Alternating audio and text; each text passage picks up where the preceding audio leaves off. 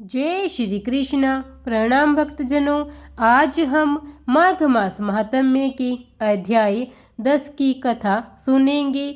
आज के महात्म्य में हम यमलोक की यातनाओं की संपूर्ण कथा को विस्तार पूर्वक समझेंगे कि पाप और पुण्य कर्म करने पर यमलोक में कौन कौन सी यातनाएं भोगनी पड़ती है। आइए इस कथा के माध्यम से मैं आपको यमलोकपुरी के दर्शन करवाती हूँ।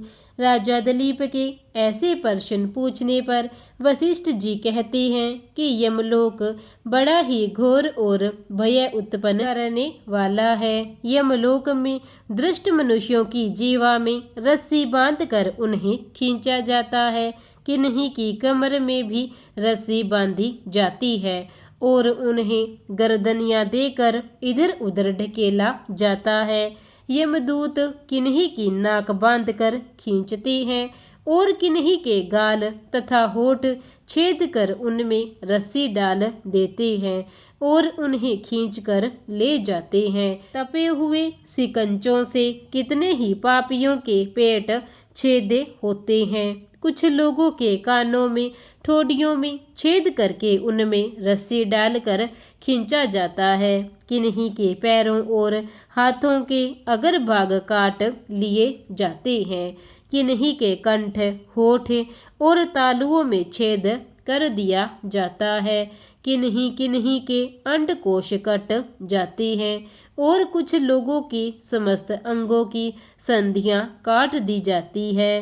किन्हीं को भालों से छेदा जाता है, कुछ को बाणों से घायल किया जाता है और कुछ लोगों को मुद्गरों तथा लोहे के डंडों से बारंबार पीटा जाता है और वे निराश्रय होकर चीखते चिल्लाते हुए इधर उधर भागा करते हैं।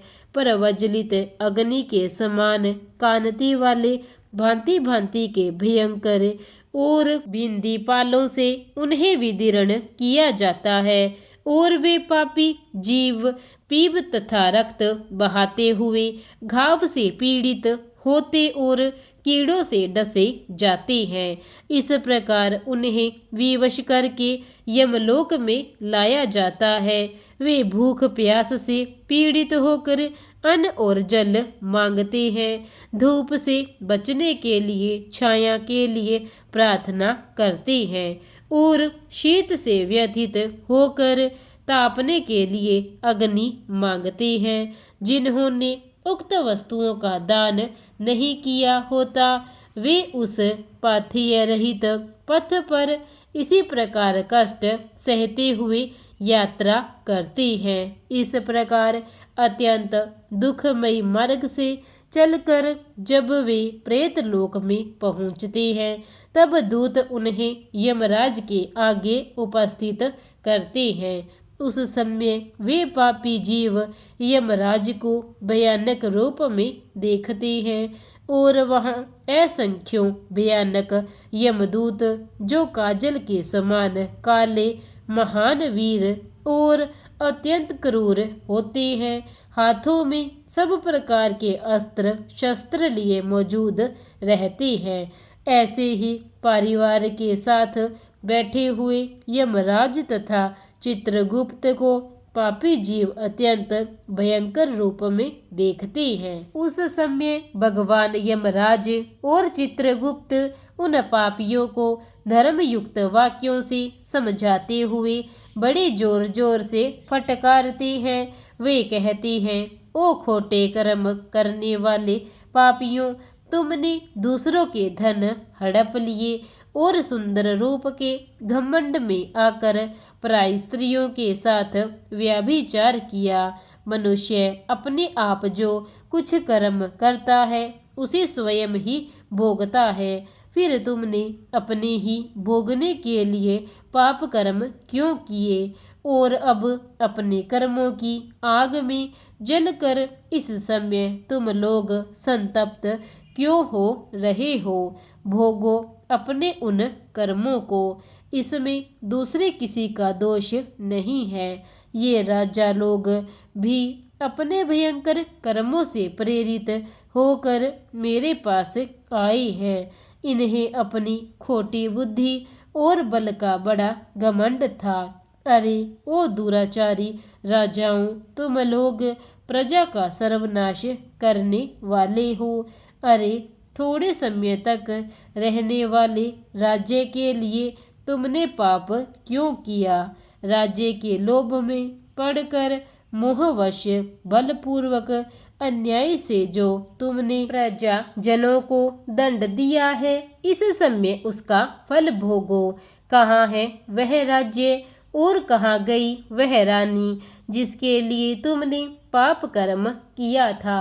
अब तो सबको छोड़कर तुम अकेले ही यहाँ खड़े रहो। यहाँ वह बल नहीं दिखाई देता जिससे तुमने प्रजाओं का विध्वंस किया था।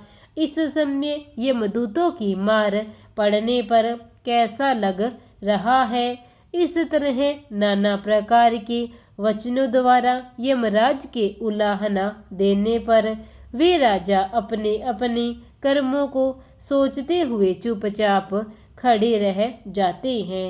इस प्रकार राजाओं से धर्म की बात कहकर धर्मराज उनके पाप की शुद्धि के लिए अपने दूसरे दूतों से इस प्रकार कहती हैं, ओ चंड, ओ महाचंड, तुम इन राजाओं को पकड़कर ले जाओ और क्रमश नरक की आग में डालकर इन्हें पापों से शुद्ध कर देओ। तब वे दूत शीघ्र ही उठकर राजाओं के पैर पकड़ लेते हैं और उन्हें बड़ी वेग से आकाश में घुमाकर ऊपर फेंकते हैं। तत्पश्चात उन्हें पूरा बल लगाकर तपाई हुई शिला पर बड़ी वेग से पटकते हैं, मानो किसी महान वृक्ष पर वज्र से प्रहार करते हो।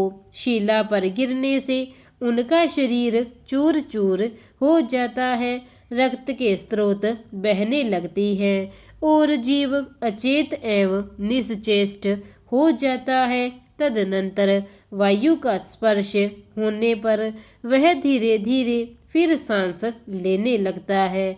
उसके बाद पाप की शुद्धि के लिए उन्हें उस नरक में समुद्र में डाल दिया जाता है। इस पृथ्वी के नीचे नरक की 28 कोटियां हैं। वे 7वें तल के अंत में भयंकर अंधकार के भीतर स्थित है। उनमें पहली कोटि का नाम घोरा है, उसके नीचे सुघोरा की स्थिति है, तीसरी अति घोरा, चौथी महाघोरा और 5वीं कोटि घोर रूपा है। छठी का नाम तरल तारा, 7वीं का नाम भयानका, 8वीं का कालरात्रि और 9वीं का नाम भयोत कटा है। उसके नीचे 10वीं कोटि चंडा है, उसके भी नीचे महाचंडा है।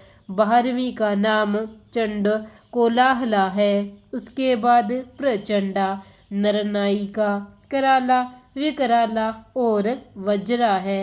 3 अन्य नरकों के साथ वज्रा की 20वीं संख्या है। इनके सिवा त्रिकोणा, पंचकोणा, सुदीर्घा, परिवर्तुल्या, सप्तभौमा, अष्टभौमा, दीपता और माया, ये 8 और है। इस प्रकार नरक की कुल 28 कोटियां बताई गई है। उपर्युक्त कोटियों में से प्रत्येक के 5-5 नायक है। इन कोटियों की हम कथा कल अध्याय 11 में सुनेंगे। तब तक के लिए प्रेम से बोलिए जय श्री कृष्णा। विष्णु महाराज की जय। प्रिय भक्तजनों, अगर आपको कथा अच्छी लगी हो तो कथा को लाइक और चैनल को सब्सक्राइब जरूर करें। धन्यवाद।